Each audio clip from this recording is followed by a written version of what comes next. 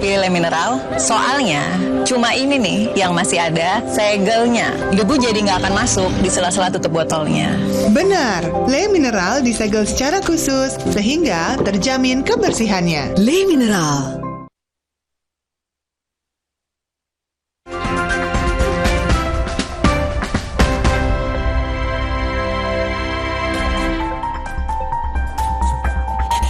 Sidang peninjauan kembali atau PK terhadap mantan terpidana kasus Vina, Saka Tatal telah digelar di Pengadilan Negeri Cirebon kemarin.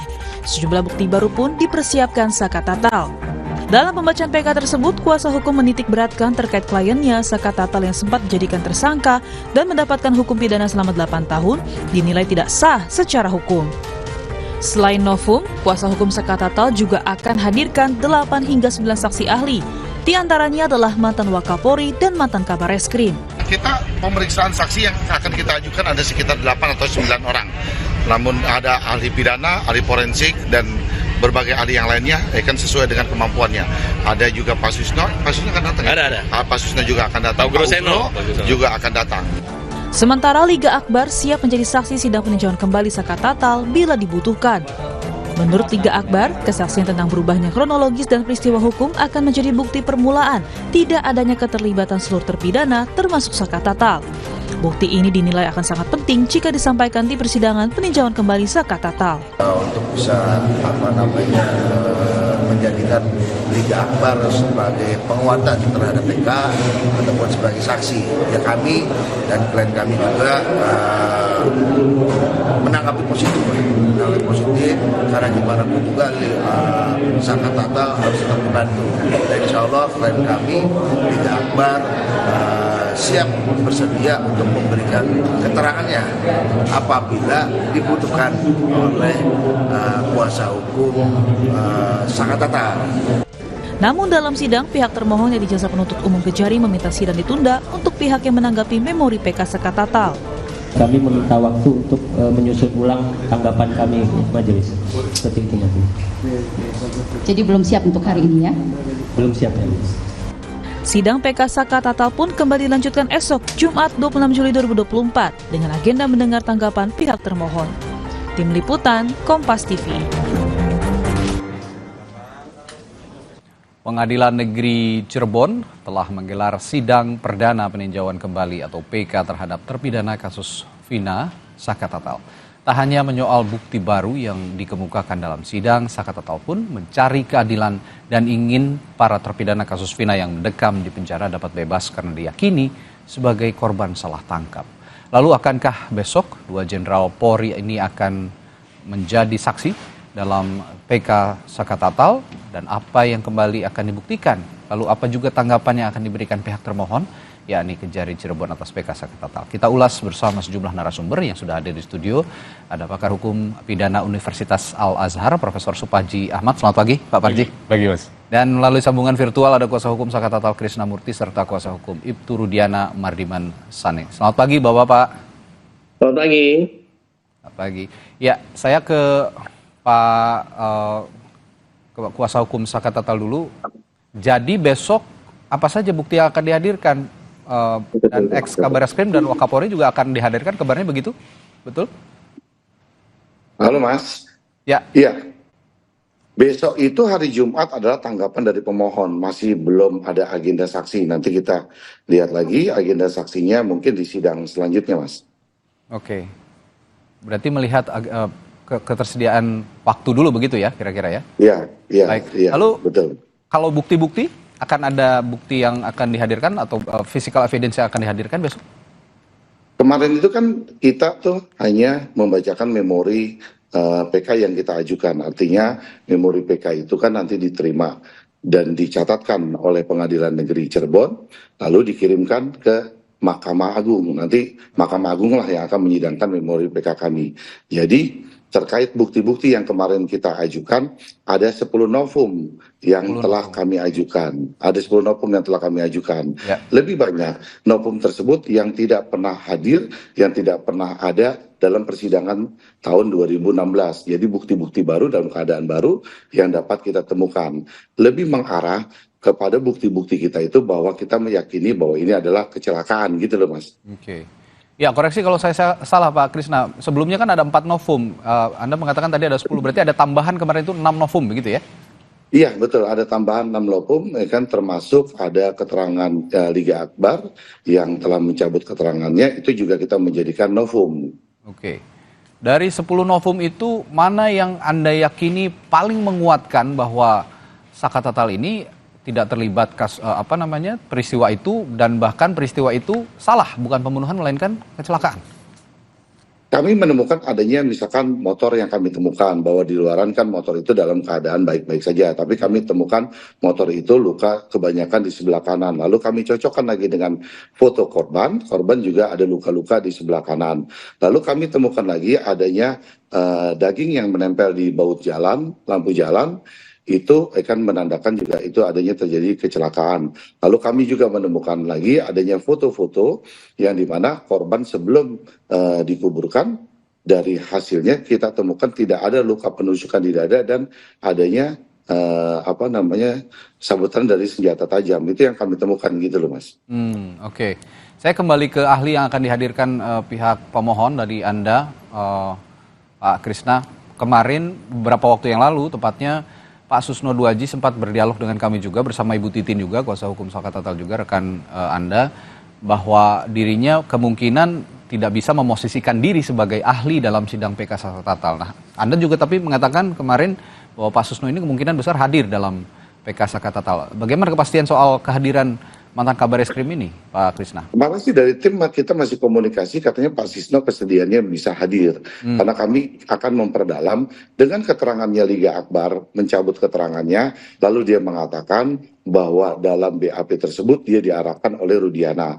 Lalu ada juga terbaru dengan adanya pernyataan Dede juga BAP-nya dikatakan bahwa dia tidak mengetahui kejadian malam itu, dia hanya dibawa Aep sampai di Polres, Aep bertemu dengan Rudiana, lalu dia juga bilang bahwa BAP-nya juga diarahkan oleh Rudiana. Nah, kami ingin memperdalam karena kami tahu bahwa awal mulanya ini kan dimulai dari Aep dan Dede. Ketika Aep dan Dede membuat sebagai saksi, di mana di situ kan LP-nya dibuat oleh Rudiana. Jadi Rudiana yang melakukan LP, Rudiana yang menangkap, sementara posisinya Rudiana itu menjadi kanit narkoba ya itu waktu yang kita tahu. Lalu pengalaman dari Pak Susno mantan Kabar Eskrim dan Pak Kugur Seno juga mantan Wakapolri dan Propam, itu yang kami akan perdalam. Apakah SOP-nya dan sebagainya diperbolehkan seorang kanit narkoba melakukan ini? Nah, kan kami ingin melakukan pendalaman itu karena kita lihat bahwa keahliannya beliau tuh bisa menjelaskan itu. Makanya sampai kemarin sih masih ada komunikasi, beliau akan datang di dalam persidangan kita gitu loh Mas. Oke, bisa jadi mungkin keterangan Dede belakangan ini yang juga mencabut kesaksiannya mungkin merubah pendapat Pak Susno dan ingin akhirnya hadir dalam sidang besok, begitu kira-kira Pak Krisna? Ya sepertinya begitu Mas. Kami masih jalin komunikasi dan beliau bisa hadir katanya besok. Oke, baik, saya ke Pak Mardiman dulu saat ini. Dalam permohonan PK Saka, Pak Mardiman, salah satunya polisi menangkap dirinya dan terpidana lain tidak sah secara hukum. Respons Anda bagaimana sejauh ini? Jadi ya, Pak Mardiman silakan. Jelas Mas suara saya? Ya, silakan Pak Mardiman. Oke. Jadi saya setuju bahwa kan satu orang yang tidak bersalah, ya itu membebaskan satu orang yang tidak bersalah itu lebih mulia daripada membebaskan 1.000 orang bersalah lebih mulia daripada membebaskan satu orang tidak. Ya. Artinya dari pandangan Anda memang. Mas. Nah, jadi begini Mas. Tadi ada kata-kata dari rekan saya bahwa Pak Rudiana menangkap, mengarahkan segala macam. Terjadi. Itu tidak pernah terjadi. Yang dilakukan oleh Pak Rudiana adalah intuisi dia sebagai anggota Polri, anak ini almarhum bukan kecelakaan tunggal. Karena hebatnya luka-luka yang dia derita. Nah, oleh karena itu dia memulai investigasi secara mandiri. Jadi bukan penyidikan ya Mas, beda. Dia memulai investigasi secara mandiri. Nah, kebetulan salah satu dari dua orang yang mencabut keterangannya itu, Dede dan Liga Akbar, itu adalah teman almarhum Eki yang namanya Liga Akbar. Liga Akbar inilah pintu masuknya, Mas. Nah, kalau bicara soal Pak Rudiana posisinya sebagai di bagian narkoba pada saat itu memang benar adanya, betul itu. Nah, motifnya Pak Rudiana melakukan investigasi cuma satu, Mas. Motifnya adalah beliau orang tua korban yang merasa bahwa anak ini meninggal tidak wajar karena motor dari saudara Eki almarhum itu mulus, tidak seperti dahsyatnya luka yang diderita oleh saudara Eki almarhum. Jadi tidak ada motif apapun, motifnya cuma satu, mencari kebenaran karena dia adalah orang tua dari almarhum korban yang sangat parah lukanya. Itu aja, Mas, dari saya dulu. Anda mengatakan tadi Ibtu Rudiana pada saat itu melakukan investigasi mandiri. Artinya investigasi mandiri ini tidak ada sama sekali tindakan hukum yang diambil pada saat itu, hanya menelusuri saja peristiwa. Kira-kira seperti wartawan peristiwa lah. Kecelakaan Kan ini. Wartawan juga memiliki jurnalisme investigasi kan. Nah, mirip itulah, Mas. Jadi tidak dalam kapasitas dia sebagai anggota Polri, meskipun pada dirinya menempel atribut sebagai anggota Polri. Saya ingin katakan di Kompas ini adalah kita bersyukur salah satu dari dua orang tua korban itu adalah penegak hukum. Mas bayangin ini di framing sedemikian rupa, Polsek juga sudah mengatakan bahwa ini adalah kecelakaan tunggal, ya. Bila salah satu dari kedua orang tua ini adalah bukan orang yang mengerti hukum, maka kedua adik kita ini akan dikebumikan, dan hingga sekarang ini ya sudah orang-orang yang, ya kalau saya tetap berpendapat ya, Mas, bahwa yang diputuskan bersalah dalam putusan nomor 4 tahun 2016 itu adalah tetaplah orang-orang yang bersalah dalam kasus ini. Mohon maaf, saya tetap pada pendirian saya seperti itu. Nah, saya kembali ke tindakannya Pak Rudiana pada saat itu, investigasi secara mandiri. Artinya yang dikatakan bahwa Pak Ibtu Rudiana pada saat itu menghampiri beberapa orang sambil juga melakukan tindak kekerasan, itu tidak ada sama sekali? Tidak ada, Mas. Saya bisa pastikan itu tidak ada 1000%. Ini juga soalnya yang menjadi menjadi sanggahan begitu ya beberapa pihak, termasuk dari kuasa hukum Saka Tatal yang menyatakan bahwa ada proses yang Anda katakan investigasi mandiri tadi yang menyalahi prosedur. Saya ke Pak Suparji. Pak Suparji melihat kemarin PK Saka Tatal sudah berjalan begitu ya dengan novum-novum, ada 10 novum yang dipaparkan dalam sidang begitu. Tadi juga ada sanggahan yang diutarakan oleh Pak Mardiman sebagai kuasa hukum Ibtu Rudiana. Sejauh ini Anda bagaimana melihat kedudukan kasus ini sejauh ini? Ya, pertama menurut saya yang harus juga jadi perhatian ya. Bahwa narasi salah tangkap itu perlu dilengkapi. Karena apa? Karena ini bukan sekedar asumsi ya, sekali lagi kalau asumsinya ini salah tangkap ya. Karena tidak sekedar soal penangkapan, tapi juga soal penuntutan, soal pemeriksaan dan penghukuman. Artinya bahwa proses hukum ini sudah melalui dari penyidikan, kemudian penuntutan oleh jaksa, pemeriksaan di persidangan, bahkan di persidangan sudah bertingkat sampai pengadilan negeri, pengadilan tinggi, sampai kasasi. Artinya apa? Kalau seandainya ada persoalan dalam konteks penangkapan, maka mestinya bisa dikoreksi oleh kejaksaan. Kalau ada kesalahan di konteks kejaksaan, bisa dikoreksi oleh pengadilan negeri atau pengadilan tinggi atau kemudian kasasi. Karena berantai ini ya? Karena berantai. Jadi perlu kemudian secara proporsional melihat kasus ini, tidak fokus pada konteks salah tangkap. Bisa salah tuntut, bisa salah adili, bisa salah hukum. Kalau sekali lagi, kan ada asumsinya seperti itu. Mengingat apa? Proses hukumnya sudah bertingkat. Kemudian yang kedua, bagaimana mengukur kekuatan novum tadi. Saya kira kita mendengar dari pemberitaan media, membaca dari media itu, bahwa unsur adanya keadaan baru sudah terpenuhi. Karena apa? Karena memang alat bukti yang disampaikan itu belum pernah diungkapkan sebelumnya. Kemudian yang kedua adalah unsurnya diduga kuat akan mempengaruhi putusan sebelumnya. Itu unsur yang diperlukan. Bahwa kemudian apakah ini mampu mempengaruhi secara signifikan putusan sebelumnya tergantung dari proses pembuktian. Kalau ada 10 novum berupa foto dan kemudian ada ahli, ada saksi, pertama yang harus dicatat adalah foto ini tentunya barang cetakan dari informasi elektronik atau dokumen elektronik sebelumnya. Maka harus diperhatikan konstruksi pasal 5, pasal 6 Undang-Undang ITE. Bagaimana kemudian memastikan kalau ini sebuah foto dari barang cetakan elektronik yang diakui sebagai alat bukti pendukung, karena apa? Karena 184 KUHP kan jelas, clear ya. Saksi, surat, petunjuk, ahli, keterangan terdakwa. Dan ini menggunakan bukti elektronik dicetak berupa foto yang kemudian dalam Undang-Undang ITE diakui sebagai bukti pendukung. Maka dibuktikan kesempurnaannya, keutuhannya, sehingga betul-betul bisa mendukung. Perlu didukung laporan forensik digital. Supaya apa? Supaya jelas.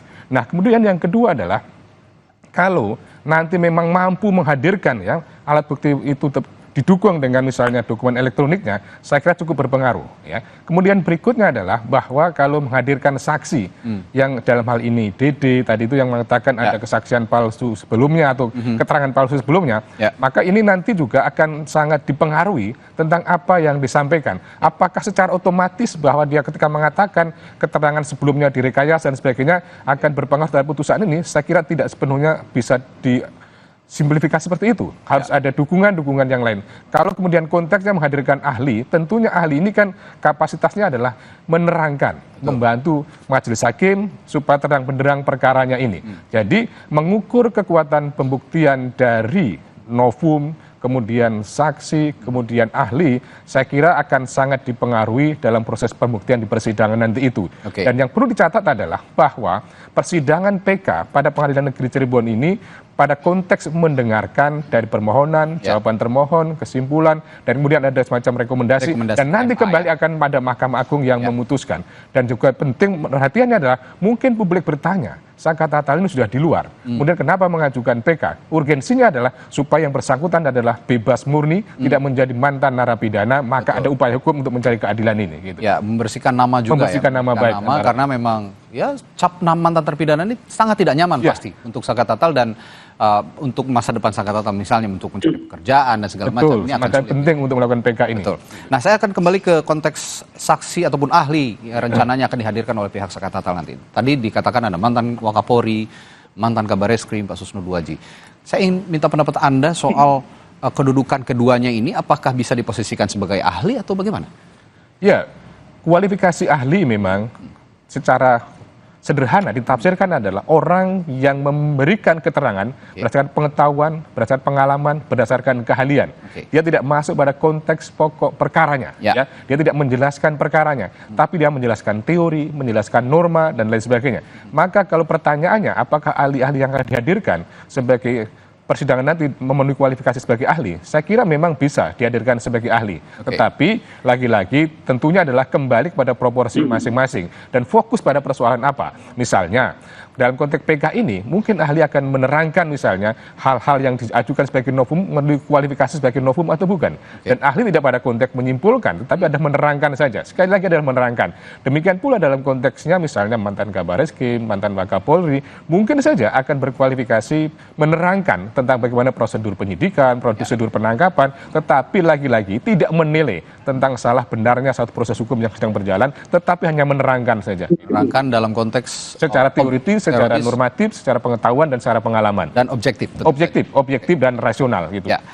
Saya kembali ke Pak Kuasa Hukum Saka Tatal tadi, Pak Krisnamurti. Pak, tadi dikatakan Pak Suparji, Prof. Suparji, narasi salah tangkap ini harus dilengkapi.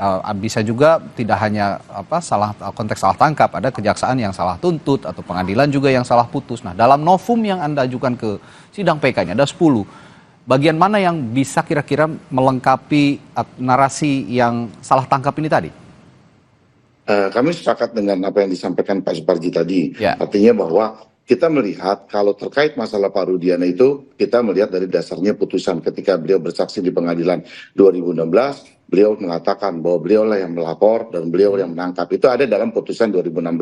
Nah kalau misalkan kemudian kedua saksi yang kita jadikan novum, Liga Akbar dan Dede itu kita juga lihat dari tayangan YouTube atau tayangan media yang kita cuplik, yang kita ambil, itu kita jadikan juga sebagai novum.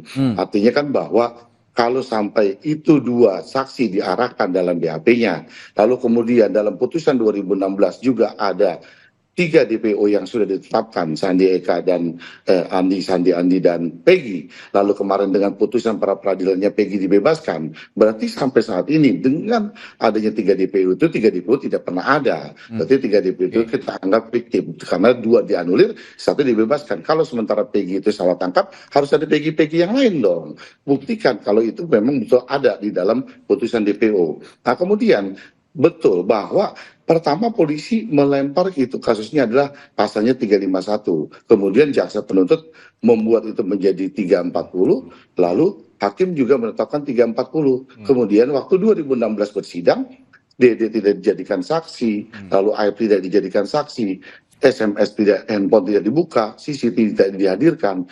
Tidak sekedar novum bahwa ada kesilapan hakim dalam peradilan ini atau di penuntutan jaksa seperti yang Pak Suparji katakan. Saya sepakat kenapa ini bisa berubah jadi 340 kalau misalkan dalam keadaan 2016 Saka Tatal itu ada, dia hanya menampar 1 kali, setelah itu dia pulang ke rumah neneknya, dia nggak tahu kalau perbuatan itu ada di belakang showroom terjadi pemerkosaan, pembunuhan, kan tidak tahu dia. Ya, inilah yang dikaitkan. Bisa saja novum itu adalah bagian dari pembuka, tapi kekhilafan hakim itu kan penting juga yang akan nanti disidangkan oleh mahkamah, begitu loh Mas.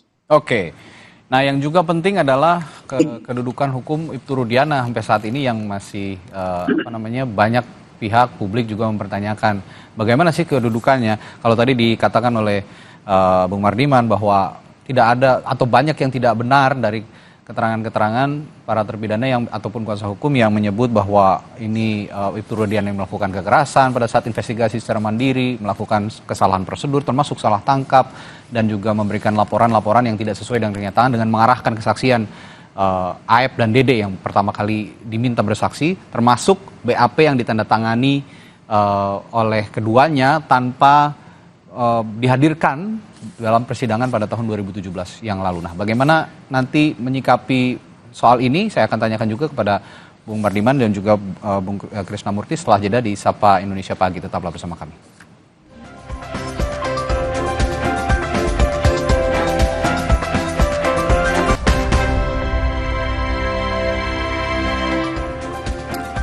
Ya, masih membahas PK atau peninjauan kembali, sidang peninjauan kembali yang diajukan oleh Saka Tatal yang sudah berlangsung kemarin dan akan berlanjut pada Jumat besok.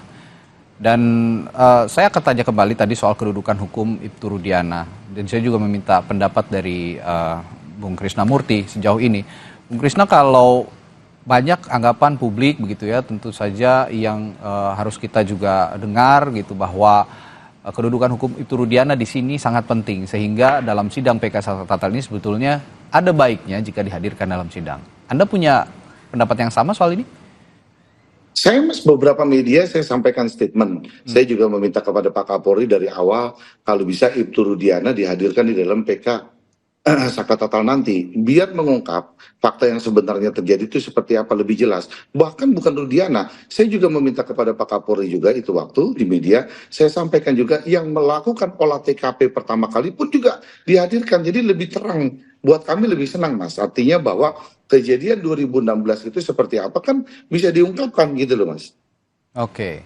Ini berarti Anda juga melihat kedudukan Ibtu Rudiana ini juga cukup sentral gitu di samping AF dan Dede karena yang mengarahkan. Ya, sangat Mas, karena kita lihat dari putusan 2016 bahwa Ibtu Rudiana yang melakukan pembukaan LP pertama itu loh Mas. Oke. Kalau begitu saya tanya juga ke Pak Mardiman, Bung Mardiman kalau ada kontra memori PK misalnya dari kejaksaan, ini kan juga saya tadi juga sempat berbincang pada saat jeda dengan Prof. Suparji bahwa ada kesempatan bagi pihak kejaksaan sebagai termohon untuk menghadirkan juga saksi. Nah, jika memang dimungkinkan Ibtu Rudiana hadir di PK, apakah Anda juga akan mendorong itu kepada klien Anda? Iya, karena pada prinsipnya kita juga mau kebenaran yang hakiki bisa terungkap dengan terang benderang di persidangan ini. Namun ada satu koreksi tadi dari rekan saya, beliau mengatakan bahwa Dede tidak pernah dihadirkan dalam persidangan tahun 2016. Nah, di salah satu media kemarin saya katakan bahwa pengacara Dede sendiri, bukan saya ya Mas, pengacara Dede yang mengatakan bahwa Dede itu sempat dipanggil oleh pengadilan, namun tidak datang. Nah, kenapa Dede tidak datang? Menurut Dede dia dilarang oleh Rudiana. Nah kemarin secara spontan saya bilang, oh kalau begitu salahnya Dede dong. Padahal pasal 159 ayat 2 KUHP itu mengatakan bahwa semua orang dipanggil pengadilan itu wajib hadir. Dipanggil Jadi, tapi dilarang begitu ya, Bung Mardiman? Katanya Dede. Oke, menurut pengakuan Jadi, Dede. Ya, katanya Dede nih Mas. Jadi kan mohon maaf nih Mas, semua tentang Ibtu Rudiana ini sekarang semua katanya. Oke. Katanya Dede, katanya Sakatatal, katanya Liga Akbar, iya kan? Oke. Nah, kalau semua katanya kan repot juga kita. Oke. Nah, jadi sekali lagi saya ingin tegaskan bahwa apapun yang diminta nanti asalkan oleh aparat hukum yang ini ya, bukan oleh pers, bukan oleh tekanan netizen atau siapapun kayak kalau diminta oleh ini kita pasti hadir. Saya kira pasti hadir. Ya. Karena ini penting sekali untuk menghindari yang katanya itu tadi. Kalau memang berbicara di depan lembaga peradilan tentu saja ini akan sahih begitu keterangannya, begitu ya, Bu? Iya.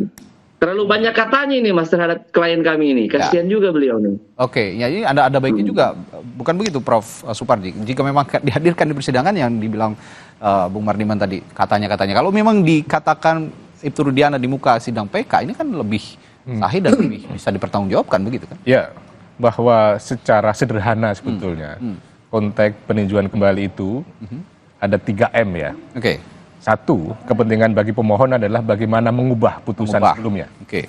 Kepentingan bagi jaksa itu adalah mengamankan atau dalam tanda memastikan itu adalah dulu benar. Ya. Sedangkan bagi hakim adalah bagaimana mengevaluasi, menganalisis, meninjau kan itu. Jadi urgensinya adalah dalam 3 tadi itu, masing-masing pihak. Kemudian yang kedua adalah harapannya persidangan ini adalah efektif, efisien, produktif, kontributif. Ya. Dalam arti apa? Mengungkap kebenaran, menjadi terang benderang, menghasilkan sebuah keadilan. Oke. Nah, ketiga, bagaimana kemudian menilai urgensi dari seorang menjadi saksi tadi itu? Apakah memang Ibtu Rudiana memiliki urgensi untuk dihadirkan? Tentunya memang ada potensi untuk semakin membangun sebuah kebenaran material. Betul. Kebenaran yang sebenar-benarnya. Ya. Tetapi kembali lagi kepada kepentingan bagi jaksa selaku termohon dalam hal ini yang pada waktu itu menuntut berdasarkan penyidikan dari proses penyidikan sebelumnya kan itu. Maka kalau memang jaksa dalam hal ini misalnya menganggap ini suatu kepentingan, perlu juga kemudian dihadirkan sebagai seorang saksi. Tetapi yang keempat, bahwa katanya tadi sama sekali tidak boleh dalam konteks kesaksian. Betul. Karena harus jelas apa yang dilihat, apa yang didengar, alami secara langsung. Tidak boleh berdasarkan cerita atau kata-katanya orang lain tadi. Namun secara keseluruhan, harapan kita adalah sebagai masyarakat, persidangan ini betul-betul bisa mencerahkan kepada masyarakat. Tidak membingungkan masyarakat. Mencerahkan dalam apa? Membantu hadirnya sebuah keadilan. Supaya keluarga korban mendapatkan keadilan sebenarnya. Demikian pula kepada para terpidana seandainya belum mendapatkan ketidakadilan, dilakukan dengan cara-cara yang betul-betul sesuai dengan prosedur yang benar, substansi yang benar, dan kewenangan yang betul-betul proporsional, profesional gitu. Ini saya juga kembali dalam konteks perkara yang sudah putus itu ya, dan peristiwa yang terjadi pada tahun 2016 yang dikatakan tadi oleh Bung Mardiman bahwa Ibtu Rudiana melakukan investigasi secara mandiri, meskipun diklaim memang tidak ada yang dibilang katanya Ibtu Rudiana itu melakukan kekerasan atau melakukan langkah hukum tidak sesuai prosedur. Tapi apakah investigasi secara mandiri untuk menelusuri memang saat ini pada saat itu anaknya menjadi korban begitu. Apakah itu dimungkinkan sebetulnya dalam? Ya, saya kira partisipasi masyarakat ya, apalagi sebagai anggota Polri ya. Tadi feeling tadi sebagai anggota Polri adalah bukan sesuatu yang dilarang dalam konteks penegakan hukum. Kita pun sejauh masyarakat bisa membantu tentang itu. Bahwa mungkin perlu dipastikan sebetulnya mengapa hadir melakukan investigasi mandiri. Apa tidak percaya pada proses hukum sebelumnya? Karena semula dikonstruksikan sebagai satu peristiwa kecelakaan. Kecelakaan tunggal. Kemudian nalurinya sebagai sebuah kecelakaan. Tetapi kemudian mencari data-data baru, melakukan investigasi baru, dan kemudian pertanyaannya adalah apa yang dilakukan tadi apakah dibenarkan oleh penyidik semata-mata karena temuan tadi itu atau ada proses hukum berikutnya. Nah itu yang harus dilakukan klarifikasi. Jadi memang ini satu dilema yang sangat-sangat menarik ya. Karena apa? Jelas Eki kemudian Vina sudah menjadi almarhum. Pertanyaannya adalah apakah memang itu kecelakaan? Kalau kecelakaan memang tidak harus ada yang kemudian diadili diminta pertanggungjawaban kalau kecelakaan murni ya yang bersangkutan. Tetapi kalau ternyata ada yang kemudian ternyata ada pembunuhan, maka pertanyaan kan harus yang bertanggung jawab. Nah, yang bertanggung jawab ini adalah 8 orang tadi itu yang dianggap kemudian tidak adil. Maka ketika ini betul-betul sebagai pembunuhan, 8 orang kemudian mengelak sebagai pelaku pembunuhan tadi itu, lalu siapa yang harus bertanggung jawab? Itu kan pertanyaan besarnya. Jadi pertanyaan yang menarik adalah, apakah ini betul-betul sebagai satu pembunuhan atau betul kecelakaan? Itu yang dijawab sebetulnya itu. Oke, nah dalam konteks itu... Bisa saya jawab, Mas? Ya, silakan. Karena ini menyangkut Pak Rudiana. Ya, silakan Pak Bung Mardiman. Jadi terima kasih Pak Ahli. Memang tabirnya itu terbuka. Ini kebenaran material ya tahun 2016. Pak Rudiana itu datang ke sana dalam pikiran sebagai orang tua dari kecelakaan tunggal. Polsek waktu itu melaporkan kecelakaan tunggal. Tapi ketika dia sampai, dia buka katakanlah selimut begitu di rumah sakit. Dan dia mendapati luka-luka yang sangat tidak wajar. Dan jangan lupa di dalam putusan nomor 4 tahun 2016 itu yang disita itu juga ada samurai, ada bekas minuman keras segala macam. Tapi itu kan yang sudah terjadi. Nah, kemudian bukan berarti tidak dilakukan penelusuran dan validasi ya, katakanlah validasi, karena tanggal 27 begitu dikebumikan masih dalam konstruksi dalam pikiran orang bahwa itu semua kecelakaan tunggal. Memang ini salah di awal, Mas. Polisi sudah terlanjur menyatakan dan mengiyakan kecelakaan tunggal. Nah, dalam investigasi mandiri itu pun Ibtu Rudiana tidak serta-merta atau gerasa-gerusu gitu ya. Terbukti dengan dia mulai mencari keterangan-keterangan di malam kejadian itu sampai akhirnya tanggal 6 dan tanggal 7, ini mungkin yang sering juga dilewati oleh media, itu dilakukan juga ekshumasi. Ya, kira-kira seperti Brigadir J lah, ya, digali kembali dan diperiksa. Nah, dicocokkan dengan posisi mereka jatuh pada saat itu. Sebelah kiri kalau nggak salah, yang padahal spakbornya yang ini cuma sebelah kiri, kemudian pada saat itu helmnya utuh, tapi kok palanya sampai lembek gitu, Mas. Mohon maaf ini saya agak ngomong hal itu ya. Kepalanya lembek, kemudian giginya rontok semua. Padahal helmnya tergores pun tidak gitu ya. Maksudnya sangat tidak masuk akal. Kepala dalam helm, kepalanya yang hancur, helmnya baik-baik aja gitu kan. Nah, hal-hal seperti ini membuat Rudiana mengatakan bahwa pasti ada yang tidak benar dengan ini. Saya juga tidak langsung mengatakan bahwa semua yang diputus dalam putusan nomor 4 tahun 16 itu ada 2016 itu adalah pelakunya. Saya tidak boleh juga begitu ya. Mari kita cari kebenaran hakiki. Tapi kalau dikatakan ini adalah kecelakaan seperti yang rekan saya bilang tadi bahwa ada dugaan ini, menurut saya ini bukan kecelakaan. Ini pasti pembunuhan gitu. Pak Mardiman, tapi begini, apa pendapat Anda juga tentang minimnya physical evidence atau bukti fisik ketika sidang bergulir di tahun 2017? Termasuk tadi ketika ada ekshumasi, tentu saja ada bukti fisik yang bisa dibawa ke persidangan, lalu juga tes DNA yang tidak terungkap juga ketika para terpidana ini dikatakan kalau memang melakukan tindak kekerasan, harusnya ada DNA para terpidana ini dalam barang bukti yang menempel di dalam barang bukti ataupun di dalam tubuh korban begitu. Bagaimana pendapat Anda soal ini? Nah, itu hal yang menarik karena bagi saya itu juga misteri, Mas. Nah, jadi ya mari kita ungkapkan bersama. Tapi kan pasal 184 KUHP itu kan urutan pertama itu adalah saksi. Nah, apakah kemudian pada saat saya tidak bermaksud mencampuri sampai sana ya, tapi ini pendapat saya pribadi. Apakah pada saat itu penyidik meyakini cukup dengan saksi saja? Ini kan saksi-saksi banyak nih, ya kan? Nah, berpedoman pada pasal 184 KUHP, ya kalau tindak pidana itu saksinya sudah banyak, kemudian mungkin di CCTV waktu itu memang ada karena saya tahu saya ada beberapa CCTV yang disita saat itu. Ya, kalau menurut penyidik pada saat itu sudah cukup, kemudian jaksa juga sudah cukup, dia nyatakan P21, berarti mestinya tidak ada masalah dong, Mas.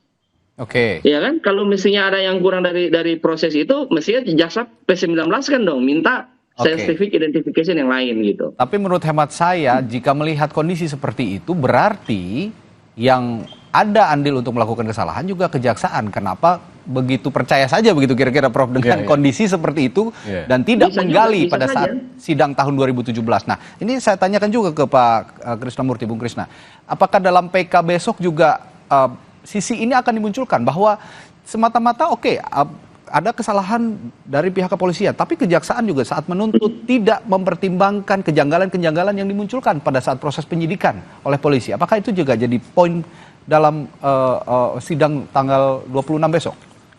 Justru yang saya katakan tadi, dari polisinya dia menetapkan pasal 351, lalu undang-undang anak, kenapa itu bisa menjadi 340? Nah, lalu sedikit Mas, saya luruskan bahwa dengan hadirnya kita hadirkan Pak Sisna dengan Pak Ugro, karena pengetahuan kita juga terbatas, makanya kita tanyakan kepada ahlinya yang sudah 35 tahun berdinas. Karena kami melihat dalam putusan itu jelas bahwa Pak Rudiana yang melaporkan, lalu Pak Rudiana yang menangkap, dan tanpa surat tugas. Itu ada dalam putusan 2016. Lalu keterangan Dija Akbar dan keterangan Dede, dia yang mengarahkan apakah diperkenankan, diperbolehkan seorang anggota polisi melakukan itu. Nah, kami kan terbatas kemampuannya. Kami akan tanyakan itu. Lalu kemudian adanya senjata tajam yang menjadikan bukti. Sementara hasil visumnya itu tidak ditemukan adanya luka tusukan di dada dan ada sayatan, itu nggak ditemukan.